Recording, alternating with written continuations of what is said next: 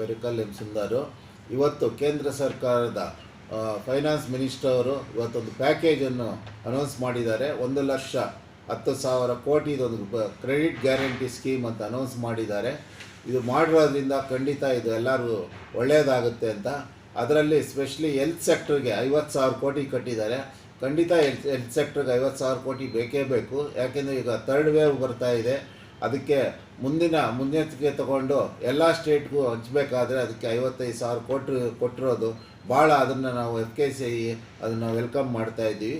ಮತ್ತು credit guarantee scheme ಒಂದು 25 ಲಕ್ಷದವರೆಗೂ ಮೈಕ್ರೋ ಫೈನಾನ್ಸ್ ಅಂದರೆ ಸ್ಮಾಲ್ ಇಂಡಸ್ಟ್ರಿ ಅವ್ರಿಗೆ 25 ಲಕ್ಷ ಪರ್ಸನ್ಸ್ಗೆಲ್ಲ ಫೈನಾನ್ಸ್ಗೆ ಕೊಟ್ಟಿದ್ದಾರೆ. ಅದು ಒಂದು ವೆಲ್ಕಮ್ ಮಾಡ್ತೀವಿ.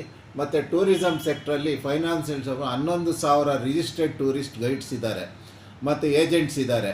ಅವ್ರಿಗೆಲ್ಲನೂ ಒಂದು ಸ್ಪೆಷಲ್ ಪ್ಯಾಕೇಜ್ ಕೊಟ್ಟಿದ್ದಾರೆ.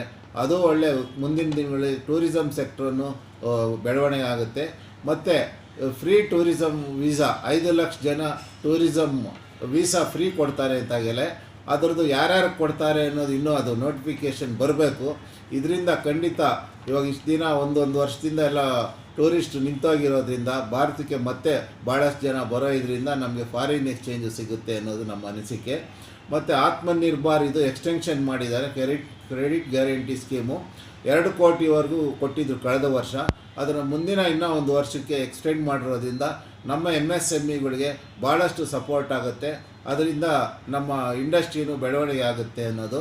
ಮತ್ತು ಫಾರ್ಮರ್ಸ್ಗೆ ಅಮೋನಿಯಂ ಫಾಸ್ಫೇಟು ಸಲ್ಫರ್ಗೆಲ್ಲನೂ ಪೊಟ್ಯಾಶ್ಗೆಲ್ಲನೂ ಸ್ಪೆಷಲ್ ಸಬ್ಸಿಡಿ ಕೊಟ್ಟಿದ್ದಾರೆ. ಇದರಿಂದ ಫಾರ್ಮರ್ ಸೆಕ್ಟ್ರಿಗೂ ಒಂದು ಹೆಲ್ಪ್ ಆಗುತ್ತೆ.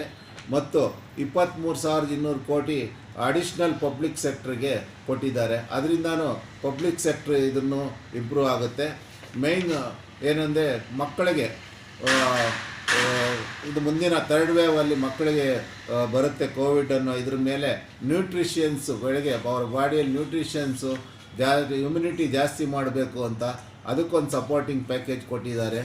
ಓವರಾಲ್ ಆಗಿ ಇವೆಲ್ಲನೂ ನೋಡಿದ್ರೆ ಇನ್ನು ಮುಂದಿನ ದಿನಗಳಲ್ಲಿ ಬೆಳವಣಿಗೆ ಆಗೋ ನಮ್ಮ ಆರ್ಥಿಕ ಪರಿಸ್ಥಿತಿ ಮತ್ತೆ ಮರಳಿ ಬರೋದಕ್ಕೆ ಕೊಟ್ಟಿದ್ದಾರೆ. ಮತ್ತು ಎಕ್ಸ್ಪೋರ್ಟ್ರಿಗೆ ಇನ್ಶೂರೆನ್ಸು 33,000 ಕೋಟಿ ಗ್ಯಾರಂಟಿ ಸರ್ಕಾರ ಗ್ಯಾರಂಟಿ ಕೊಡ್ತಾರೆ. ಮತ್ತು ಇನ್ನೊಂದೇನು ಅಂದರೆ ಎಕ್ಸ್ಪೋರ್ಟ್ ಬೂಸ್ಟ್ ಮಾಡೋಕ್ಕೆ 88,000 ಕೋಟಿ ಇನ್ಶೂರೆನ್ಸ್ ಕವರ್ ಪ್ಯಾಕೇಜ್ ಒಂದು ಕೊಟ್ಟಿದ್ದಾರೆ. ಇದರಿಂದ ಎಕ್ಸ್ಪೋರ್ಟ್ ಮಾಡೋರಿಗೆಲ್ಲ ಸಪೋರ್ಟ್ ಆಗುತ್ತೆ. ಮತ್ತು ಬ್ರಾಡ್ ಬ್ಯಾಂಡ್ ಎಲ್ಲ ವಿಲೇಜಲ್ಲೂ ಬ್ರಾಡ್ಬ್ಯಾಂಡ್ ಮಾಡೋದಕ್ಕೆ 19,000 ಕೋಟಿ ಕೊಟ್ಟಿರೋದು.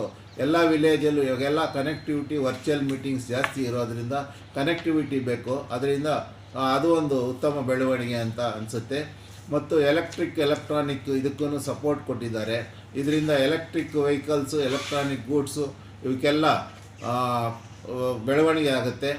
ಮೇಯ್ನ್ಲಿ ಏನು ಅಂದರೆ ಈಗ ನಮ್ಮಲ್ಲಿ MSMEಗಳು ದೊಡ್ಡ ಇಂಡಸ್ಟ್ರಿಗಳಿಗೆಲ್ಲ ಈ ಆತ್ಮನಿರ್ಭರ್ ಎಕ್ಸ್ಟೆನ್ಷನ್ ಕೊಟ್ಟಿರೋದು ಭಾಳಷ್ಟು ಸಪೋರ್ಟ್ ಆಗಿದೆ. ಅದರಿಂದ ಇದು ಖಂಡಿತ ಇದು ಒಳ್ಳೆಯ ಸ್ಕೀಮು. ಇದನ್ನು ಸರ್ಕಾರದ ಲೆವೆಲಲ್ಲಿ ಇದ್ರೆ ಆಗಲ್ಲ, ಬ್ಯಾಂಕ್ ಹೆಡ್ ಆಫೀಸ್ಗೆ ಬರುತ್ತೆ. ಬ್ಯಾಂಕ್ ಹೆಡ್ ಆಫೀಸಿಂದ ಬ್ರ್ಯಾಂಚ್ ಲೆವೆಲ್ಗೆ ಬಂದ್ರೇ ಇದು ಅನುಷ್ಠಾನಕ್ಕೆ ಬಂದ್ರೇ ಇದು ಯೂಸ್ ಆಗುತ್ತೆ. ಖಂಡಿತ ಇದನ್ನು ಕೇಂದ್ರ ಸರ್ಕಾರ ಗಮನಿಸಿ ಬ್ರ್ಯಾಂಚ್ ಲೆವೆಲಲ್ಲಿ ಡಿಸ್ಪರ್ಸಲ್ ಮಾಡೋಂಗೆ ಕೊಟ್ಟರೆ ಖಂಡಿತ ಇದು ಒಳ್ಳೆಯ ಪ್ಯಾಕೇಜ್ ಆಗುತ್ತೆ. ಮುಂದಿನ ದಿನಗಳಲ್ಲಿ ನಮ್ಮ ಎಕಾನಮಿನೂ ಬೆಳೆಯುತ್ತೆ ಅಂತ ನಮ್ಮ ಅನಿಸಿಕೆ ಆಗುತ್ತೆ.